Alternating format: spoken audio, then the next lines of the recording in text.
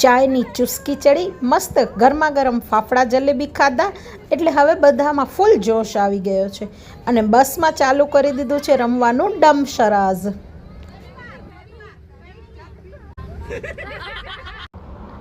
આ નાનકડો મર્મ તો જાણે એકદમ એક્સપર્ટ હોય એ રીતે એક્ટિંગ કરતો હતો. બચ્ચા પાર્ટીને તો બહુ મજા આવી ગઈ હતી રમવાની.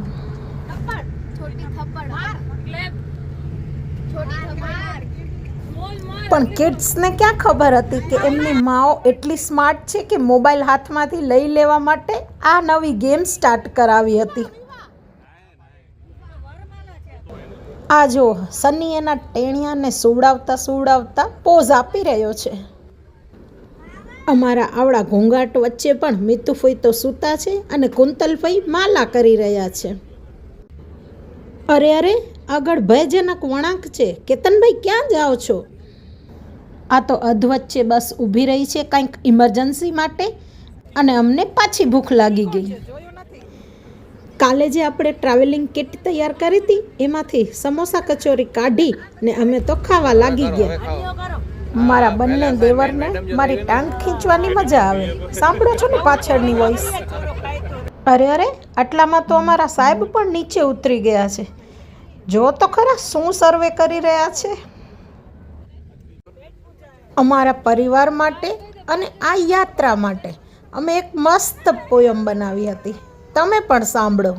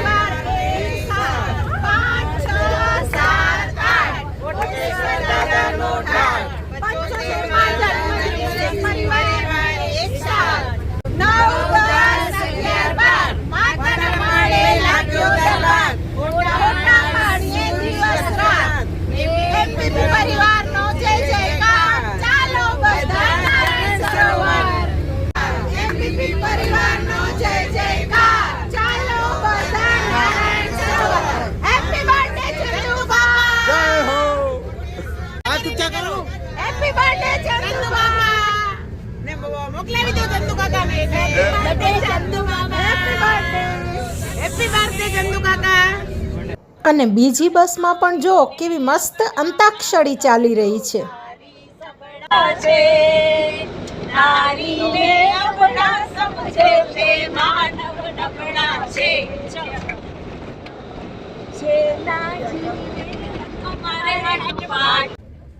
બસ તો આ જ રીતે ધમાલ મસ્તી કરતા કરતા અમે પહોંચી આવ્યા છીએ નારાયણ સરોવર સ્વામિનારાયણ મંદિર અમારા ઉતારા પર.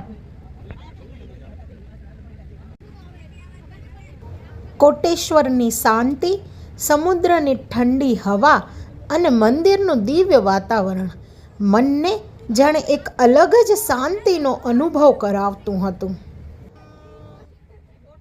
બસમાં મસ્તી તો બહુ બધી કરી, પણ હવે ટાઈમ છે ભક્તિ કરવાનો. હા, પણ એના પહેલાં પેટ પૂજા કરી લઈએ. મિતભાઈ અહીંયા બધાને પોતપોતાના રૂમની ઇન્સ્ટ્રક્શન્સ આપી રહ્યા છે, ચાવીઓ સોંપી રહ્યા છે અને બધા પોતપોતાના થેલા ઉપાડી અને રૂમમાં ફ્રેશ થવા ગયા. ફ્રેશ થઈ ને પછી અમે બધા ગયા પ્રસાદ લેવા માટે. સ્વામિનારાયણ મંદિરના શુદ્ધ અને સાત્વિક ભોજન પ્રસાદથી જાણે અમારી આટલી લાંબી જર્નીનો થાકોડ ઉતરી ગયો. બસ તો હવે અમે બધા જમી લઈએ અને ત્યારબાદ થોડો રેસ્ટ કરી ને પછી મળશું નેક્સ્ટ વ્લોગમાં. જય જલારામ, જય શ્રી કૃષ્ણ.